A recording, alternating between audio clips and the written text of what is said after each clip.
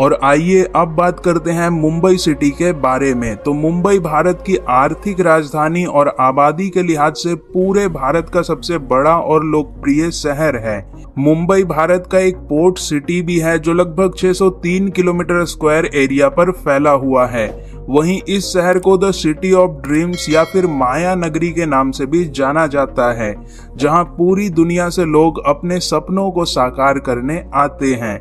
ये शहर भी अरेबियन सी से लगभग 150 किलोमीटर लंबी अपनी कोस्ट लाइन साझा करती है तथा वर्तमान समय में अगर आप देखें तो मुंबई के इंफ्रास्ट्रक्चर में तेज गति से परिवर्तन किया जा रहा है, जिसमें यहाँ पर कई स्काई स्क्रेपर्स और यहाँ के रोड नेटवर्क को काफी इम्प्रूव किया जा रहा है।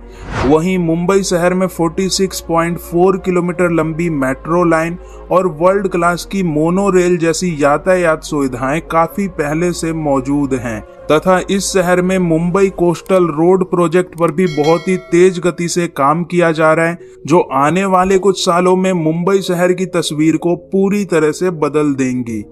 अगर हम मुंबई शहर के न्यूमेरिकल डेटा की बात करें दोस्तों, तो एक एस्टिमेटेड रिपोर्ट के आधार पर इस शहर की आबादी लगभग 2 करोड़ के आसपास है। वहीं मुंबई शहर की करंट लिटरेसी रेट 89.73% की है और यदि हम रिलीजन बेसिस पे देखें तो इस शहर में 65.99% हिंदू, 20.65% मुस्लिम, 3.27% क्रिश्चियन, 4.85% जैन, 4.85% बुद्धिस्ट और बाकी यहाँ पर थोड़े बहुत अन्य धर्मों के लोग निवास करते हैं। जीडीपी के लिहाज से देखें तो मुंबई पूरे इंडिया का सबसे बड़ा फाइनेंशियल एंड कॉमर्शियल हब माना जाता है। इस शहर की मेजर इकोनॉमी में सबसे ज्यादा योगदान यहाँ के फिल्म इंडस्ट्री, बैंकिंग, आईटी और इंडस्ट्रियल सेक्टर्स का है तथा मुंबई शहर की मौजूदा जीडीपी परचेसिंग पावर पैरिटी लगभग 606 बिलियन यूएस डॉलर की है, जो कि भारत की टोटल इकोनॉमी में 6.16% का योगदान देता है।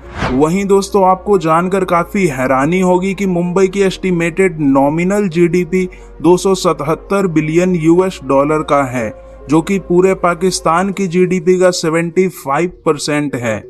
मुंबई का इतिहास अगर ऐतिहासिक रूप से देखें तो लगभग 13वीं शताब्दी के अंत में राजा भीमदेव ने इस शहर की स्थापना की थी।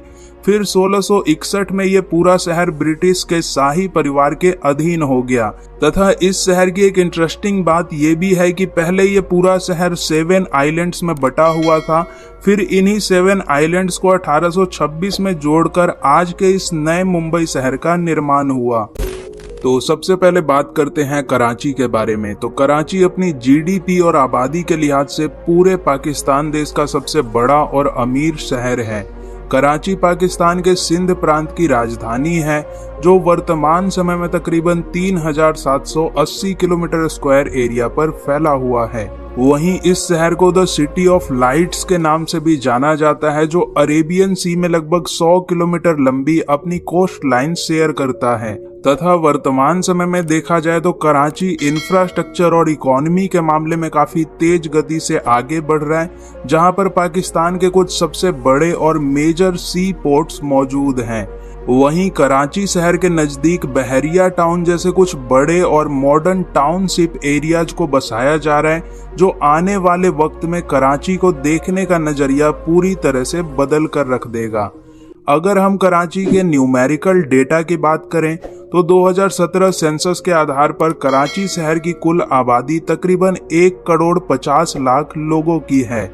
वहीं कराची शहर की करंट लिटरेसी रेट 81.52% की है और यदि हम रिलीजन बेसिस पे देखें तो इस शहर में 96.4% मुस्लिम, 2.4% क्रिश्चियन, 0.86% हिंदू और थोड़े बहुत यहाँ पर अन्य धर्मों के लोग भी निवास करते हैं।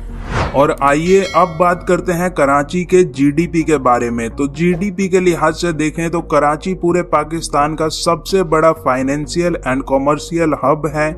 इस शहर की मेजर इकोनॉमी में सबसे ज्यादा योगदान यहाँ के बैंकिंग और इंडस्ट्रियल सेक्टर्स का है तथा कराची की मौजूदा जीडीपी परचेसिंग पावर पैरिटी यानी कि जीडीपी ट्रिपल पी लगभग 210 बिलियन यूएस डॉलर का है, जो कि पाकिस्तान की टोटल इकॉनमी में 25% का योगदान देता है। कराची का इतिहास, अगर ऐतिहासिक रूप से देखें तो 1729 में कराची शहर को एक किले नुमा गांव के तौर पर कुछ बलोच लोगों ने बसाया था और उस टाइम इसे नाम दिया गया था गलोची, लेकिन बाद में इसका नाम बदलकर कराची पड़ गई, जिसके बाद में इस शहर पर सदियों तक ब्रिटिश सरकारों ने अपने अपने तरीके से शासन किया।